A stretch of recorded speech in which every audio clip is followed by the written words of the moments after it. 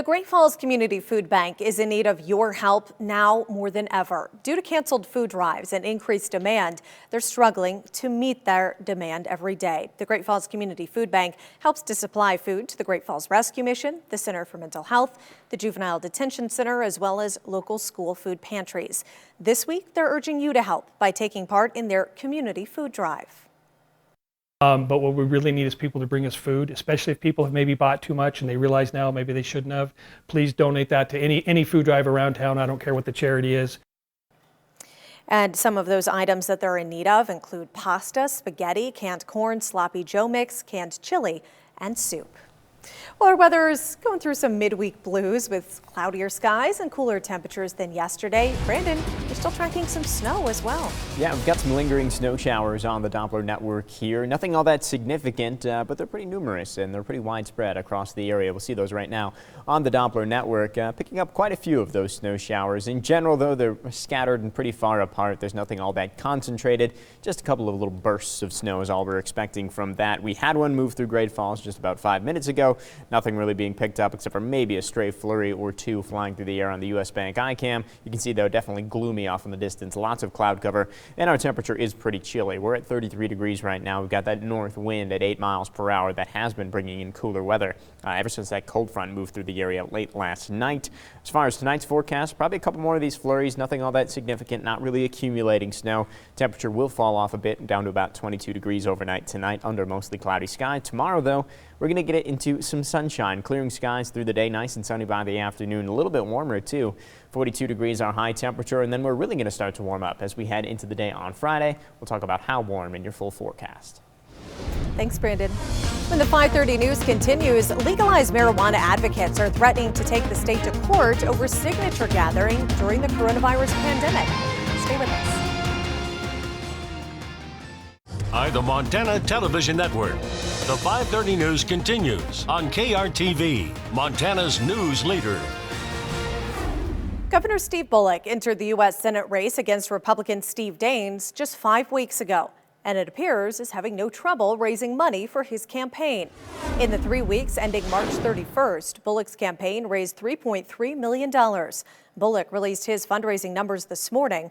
The Democratic governor entered the U.S. Senate race back on March 9th, the last possible day for filing as a candidate, after saying for months that he wasn't running. Daines, a first-term Republican, had $5 million in his campaign account as of December 31st and will file his latest fundraising report later today. The Bullock-Daines battle should be one of the most watched U.S. Senate contests in the nation and one of the most expensive. Bullock and Daines each have a primary election opponent, but neither challenger is well known by voters. Well, a group seeking to put marijuana legalization on Montana's November ballot is now suing the state, saying they should be able to collect signatures electronically during the coronavirus emergency. MTN's Jonathan Ambarian takes a closer look at their complaint.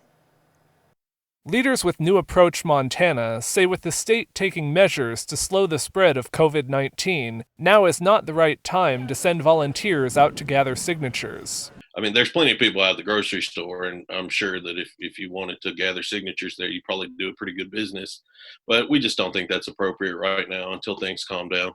Earlier this year, New Approach submitted a pair of measures aimed at legalizing marijuana in Montana. Initiative 190 would set up a recreational marijuana system with a 20% tax on sales. Constitutional Initiative 118 would allow the state to set the minimum buying age at 21. Both measures have cleared legal review, but in order to qualify for the ballot, I-190 must receive more than 25,000 signatures from registered Montana voters, and CI-118 must receive 50,000. New Approach filed a lawsuit in Lewis and Clark County, asking to temporarily suspend some state laws to allow them to collect electronic signatures. They're also asking that the deadline for collecting signatures be moved back from June 19th to August 3rd. Leaders say they have a contract with a company that can verify electronic signatures. They say the state already accepts those signatures in many other uses. This isn't new. This isn't novel. This is tried, true, tested technology. And we're just asking that for this emergency, we're able to use that technology to protect, the lives and the well-being of Montanans. And also our democracy. While the COVID response has created a new obstacle to qualifying a ballot initiative, New Approach leaders believe it might also create more interest in the millions of dollars of revenue they estimate legalized marijuana could raise for the state. Looking at that, we definitely think that it's more of an incentive for Montana to look at the tax revenue now than it even was before. In Helena, Jonathan Amberian, MTN News. MT Cares, a group backing an initiative to require more renewable energy in the state, is also seeking changes in the signature gathering process. They're asking state officials to give them authority to count signatures collected by mail. We are tracking a nice warm-up to close out the week, and then another warm-up as we start next week. We'll have the forecast up next. Get Storm Tracker weather forecast with meteorologist Brandon Michaels.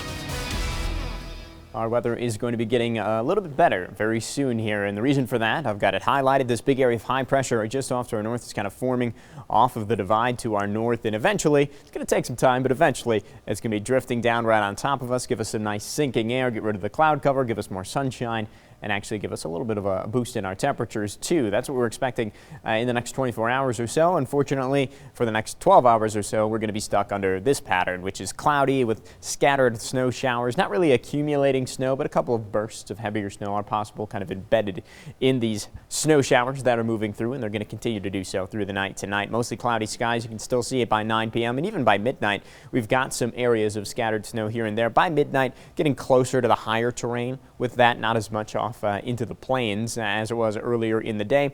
By tomorrow morning, mainly a little bit of mountain snow, some clouds, already starting to see some clearing, and the clearing trend is definitely going to continue through the day tomorrow. We're actually going to see nice sunny skies by the afternoon, so pretty much everybody across the state of Montana is going to be enjoying some sunshine for our Thursday, and that's going to kind of set the stage for some nicer weather as we head through the forecast, and that does, as I said, include a nice warm-up for us.